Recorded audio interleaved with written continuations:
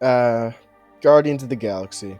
Volume 1 and 2 were two of the greatest films to ever come out of the MCU, only being rivaled by Spider-Man Homecoming. So you're probably wondering what I thought of this new movie. Honestly, I really liked it, but it's the worst of the three movies, and I gave it a 4 out of 10. So unbelievably uncool. This isn't going to be a long man or anything, though if I do end up making a full-length critique on a movie in the future, this movie is high on my list. I just wanted to give some praises and gripes, because this movie is the definition of a mixed bag. How should I format this video? You know what? Screw it. Compliment sandwich.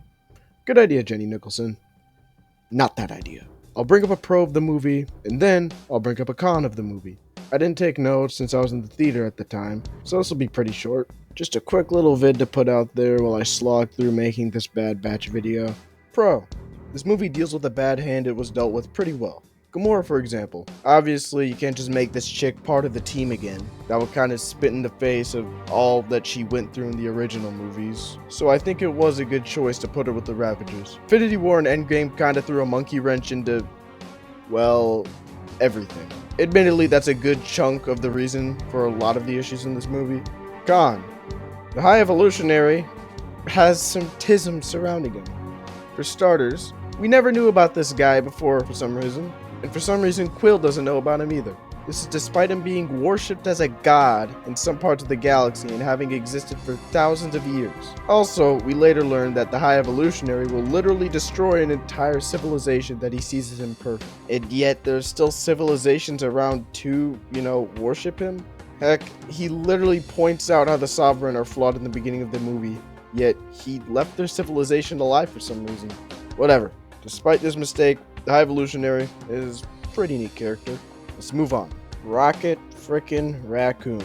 Even before this movie, he was up there with Tony Stark and various other characters as like one of the best characters in the entire MCU. And that's all thanks to Volume 2. The second movie did a great job with him. This movie gave us even more great payoffs, as well as his backstory. I know quite a few people weren't fans, but I think exploring Rocket's backstory was great. There are a couple things I don't like much about some of the scenes, mostly just trolls that have little to do with the characters. Overall, however, it was a good choice, and it was executed pretty well. When Rocket started walking towards the fight and said I'm done running, I instinctively ejaculated in my con. The setup for the conflict of this movie is kinda stupid. And also, so is Adam Warlock. Call this a 2-for-1 if you will. So Adam Warlock's orders are to retrieve Rocket alive. He goes about this and starts off by smashing Rocket through multiple walls. Not a great plan.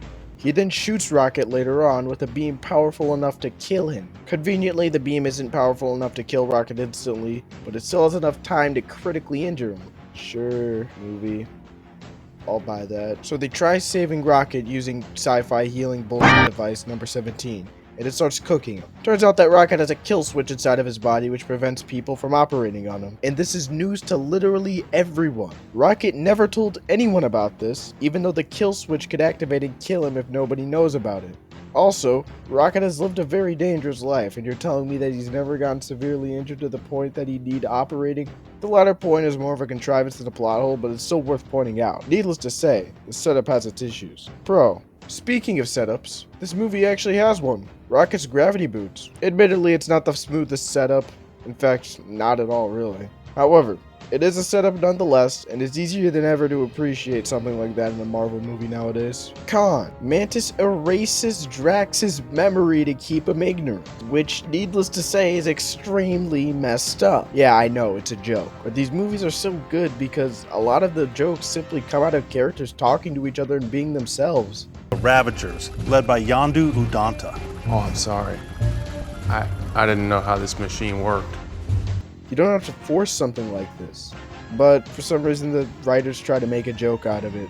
One of the most innocent characters of the team literally wipes her close friend's mind just to keep him ignorant. It's just one moment, but it has bugged me ever since I left the theater. Pro. As always, Peter was pretty good in this movie. There are plenty of noteworthy moments that he gets in this movie, but the scene where he gives Rocket CPR and is desperately trying to save him is a big standout. He's a great character and this movie handled him pretty well. And finally, my final major grievance with the movie. That song at the end. I'll just be straight up with you. Like, the song on its own, I've heard it before. It's not that bad, but You could have capped off your trilogy with any other song. It's Marvel money. You could have picked anything else. And you chose that song. Why? Why would you do that? Anyways, those are my broad thoughts on Guardians of the Galaxy Volume 3 at the moment. There are plenty of other things that I could have brought up, but these are the major ones and, stuff I thought was noteworthy. So yeah, also subscribe.